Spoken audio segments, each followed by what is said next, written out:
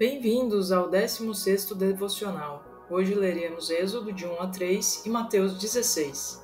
Êxodo capítulo 1. Esta é a lista dos filhos de Jacó que foram com ele com as famílias deles para o Egito. Ruben, Simeão, Levi, Judá, Issacar, Zebulon, Benjamim, Dan, Naftali, Gad e Asser. O número total de descendentes de Jacó que foram com ele era 70, sem contar José, que já estava no Egito. Nesse meio tempo, um novo rei subiu ao trono do Egito. Ele não tinha nenhuma ligação com José. O novo rei disse ao povo: "Estes israelitas estão ficando perigosos. Eles são mais numerosos e mais fortes do que nós. Precisamos ser inteligentes e arranjar um meio de enfraquecer essa gente. Senão, vai acontecer que quando guerrearmos, os israelitas ajudarão os nossos inimigos e fugirão do país." Então os israelitas foram obrigados a trabalhar como escravos.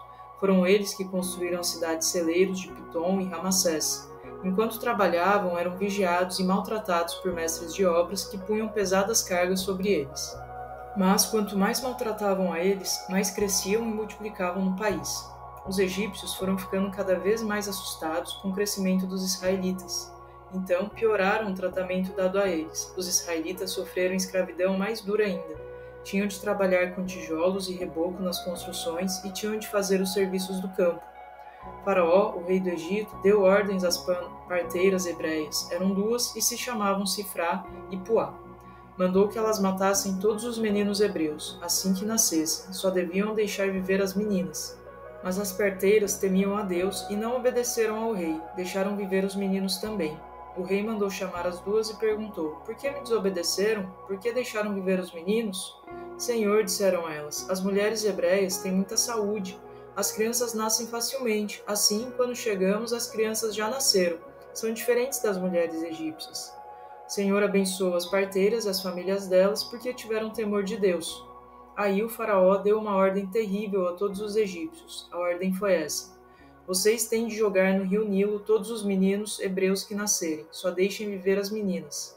Um rapaz e uma jovem da família de Levi casaram e formaram um lar. Depois da ordem assassina de Faraó, nasceu um menino naquela casa. A mãe viu que o menino era muito bonito e por isso escondeu o filho durante 3 meses. Daí já não era possível manter o bebê escondido. Então ela fez uma cesta para servir de barco, fez a cesta com fibras de papiro, vegetação comum nas margens do Nilo. Tapou bem as frestas com piche e pôs o menino nela. Depois largou a cesta no meio das plantas que cresciam na beira do rio. Mas não ficou nisso. A irmã do menino ficou vigiando de longe para ver o que acontecia. Pois bem, o que aconteceu foi isto. Uma princesa, filha de Faraó, foi tomar banho no rio acompanhada pelas suas criadas e elas ficaram passeando pela margem do rio. A princesa logo viu a cesta enroscada nas plantas. Mandou uma das criadas buscar aquilo. Quando abriu a cesta, viu lá dentro uma criança. O bebê estava chorando. A princesa ficou com dó. "Deve ser um menino hebreu", disse ela.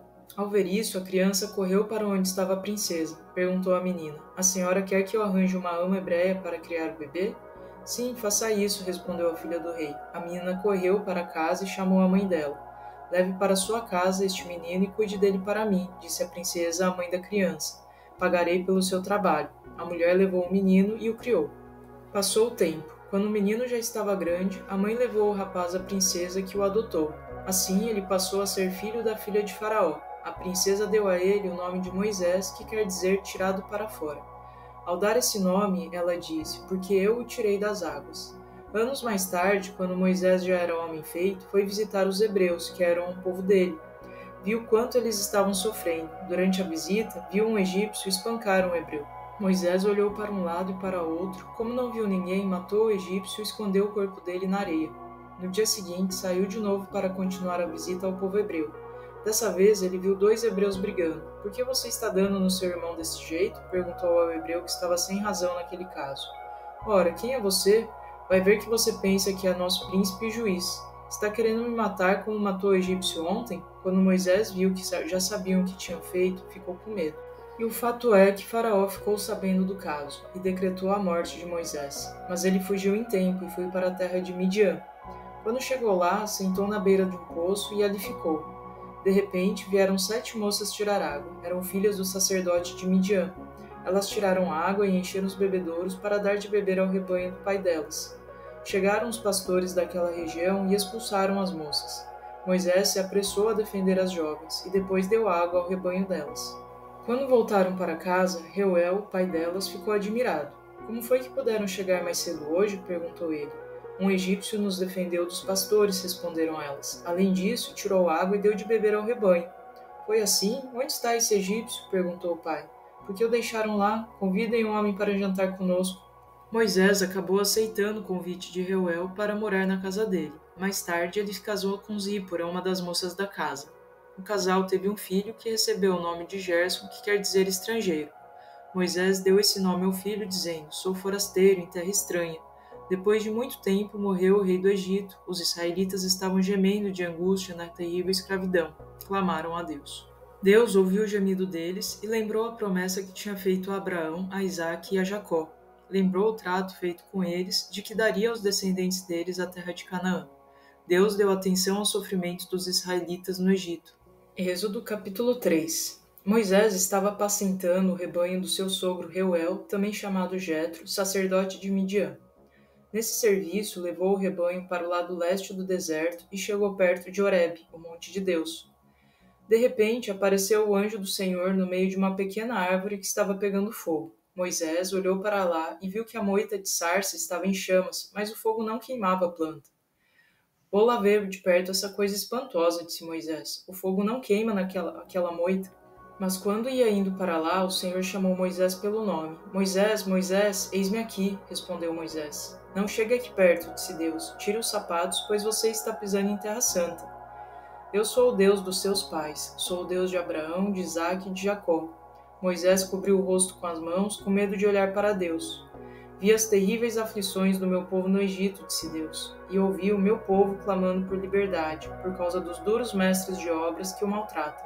Conheço bem o sofrimento do meu povo. Vim aqui para libertar os israelitas das garras dos egípcios, e vou levar o meu povo do Egito para uma terra grande e boa, terra que é fonte de leite e mel. É o território onde vivem os cananeus, os heteus, os amorreus, os ferezeus, os heveus e os jebuseus. Sim, porque os gritos de dor do povo de Israel chegaram aos meus ouvidos, e bem sei como os egípcios perseguem os hebreus. Agora vou mandar você a Faraó para tirar o meu povo do Egito. Mas eu não sou a pessoa certa para um trabalho como esse, disse Moisés. Eu estarei com você, disse Deus. E a prova de que está sendo enviado por mim é esta. Quando você sair com os israelitas do Egito, virão dar culto a mim neste monte. Disse Moisés: Suponhamos que eu vá falar com o povo de Israel e que diga: O Deus dos seus pais me mandou falar com vocês. Se eles perguntarem: Que Deus é esse? Qual é o nome dele? O que é que eu digo? Disse Deus: Eu sou o que sou. Quer dizer que nenhum nome é grande demais para mim. Você pode dizer simplesmente a eles: Eu sou, me mandou aqui. Sim, diga que o Senhor, o Deus dos seus pais, o Deus de Abraão, de Isaque e de Jacó, mandou você a eles. Este é o meu nome eterno, nome pelo qual serei chamado através de todas as gerações. Agora vá, continuou Deus, reúna os líderes de Israel e conte a eles o que aconteceu. Diga: O Senhor, o Deus dos seus pais, o Deus de Abraão, de Isaque e de Jacó, me apareceu. Ele me disse: Visitei meu povo e vi o que está acontecendo com ele no Egito. Prometi que haveria de levar o meu povo para o território onde vivem os cananeus, os heteus, os amorreus, os ferezeus, os heveus e os jebuseus. Aquela terra é uma fonte de leite e mel. Os líderes de Israel aceitarão a sua palavra. Depois, eles terão de ir junto com você à presença do rei do Egito. Você dirá a Faraó: O Senhor, o Deus dos hebreus, se encontrou conosco. Agora queremos licença para ir ao deserto para oferecer sacrifício a Deus. Queremos ir a uma distância de 3 dias de viagem. Bem sei que o rei do Egito não deixará que saiam, a não ser que sofra uma pressão muito forte. Eu mesmo farei essa pressão. Vou destruir o Egito com meus milagres, e só depois o rei acabará cedendo. Quando acontecer isso, vou fazer com que os egípcios fiquem gostando dos israelitas e lhes deem muito presentes. Assim, vocês não sairão de mãos vazias. Cada mulher israelita pedirá joias, prata, ouro e as melhores roupas à mulher do patrão egípcio e às vizinhas. Vocês vestirão e enfeitarão os seus filhos e as suas filhas com as melhores coisas do Egito. Mateus capítulo 16. Um dia os fariseus e os saduceus vieram pôr à prova a pretensão de Jesus ser o Messias, pedindo-lhe que lhes apresentasse uma grande demonstração nos céus.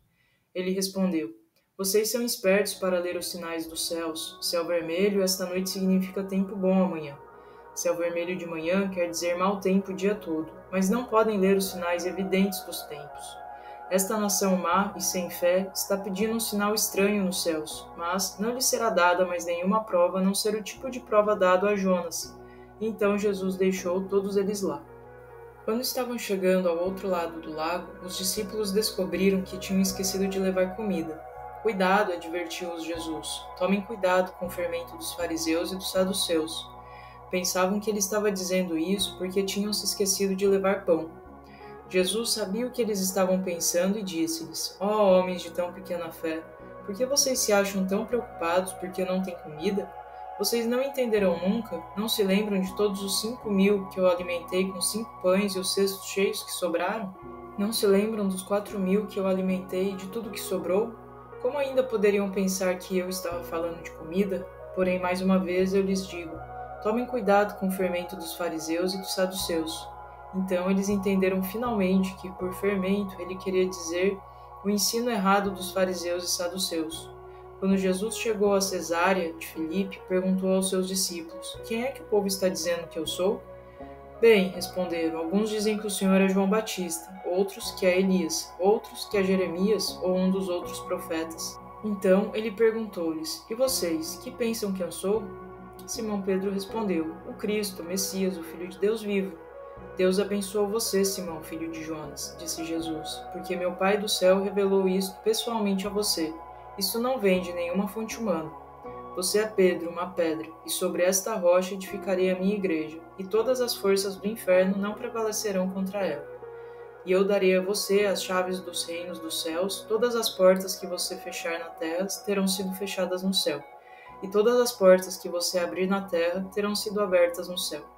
Então ele preveniu aos discípulos que não contassem aos outros que ele era o Messias. Daí em diante, Jesus começou a falar claramente aos seus discípulos sobre a ida a Jerusalém e o que aconteceria a ele por lá, que ele sofreria nas mãos dos líderes dos judeus, que seria morto e que 3 dias depois seria levantado novamente para a vida. Mas Pedro levou Jesus a um lado para censurá-lo. Deus, não permita isso, Senhor, disse ele. Isso não lhe acontecerá. Jesus voltou-se para Pedro e disse: Afaste-se de mim, Satanás. Você é uma armadilha perigosa para mim. Você está pensando apenas no ponto de vista humano e não do ponto de vista de Deus. Então Jesus disse aos discípulos: Se alguém quer ser um dos meus seguidores, negue-se a si mesmo, tome a sua cruz e siga-me. Porque todo aquele que conserva a sua vida para si mesmo vai perdê-la, e todo aquele que perder a sua vida por mim vai achá-la novamente. Que vantagem há em alguém ganhar o mundo inteiro e perder a vida eterna? Que é que se pode comparar com o valor da vida eterna? Porque eu, o Filho da humanidade, virei com os meus anjos na glória de meu Pai e julgarei cada pessoa de acordo com as suas obras. E alguns de vocês estão aqui neste momento, viverão para me ver chegando no seu reino. A conexão humana. 1. Chamado e medo. Moisés e Pedro enfrentam desafios ao compreender seus papéis no plano de Deus. 2. Identidade e transformação. Moisés descobre que Deus está com ele. Pedro descobre quem é Jesus e, consequentemente, seu próprio papel na igreja. 3. Missão e entrega. Moisés é chamado a libertar Israel. Os discípulos são chamados a carregar sua cruz e seguir Jesus. Assim, esses textos nos lembram que Deus nos chama para algo maior, apesar de nossas fraquezas. Moisés e os discípulos tiveram que confiar e se entregar ao propósito divino, algo que todo ser humano enfrenta em sua jornada de fé.